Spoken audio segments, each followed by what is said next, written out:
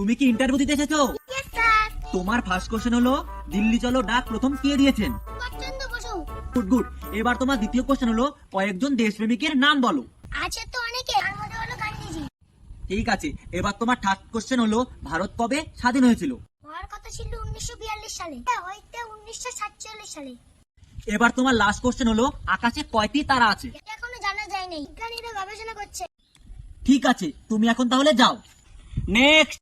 ওই তোরা কি কি জিজ্ঞাসা করলো রে? কোশ্চেন তো মনে নেই, উত্তর মনে আছে। ঠিক আছে তুই সেটাই কর। 1942 সালে হওয়ার কথা ছিল, 1947 সালে হয়েছে। তুই তো আমারে খুব সোজা করে দিলি। এই দুইটাই কি আসিল? না রুটিন আছে।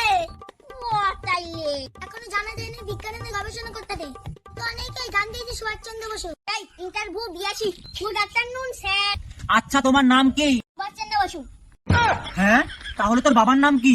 আছে তো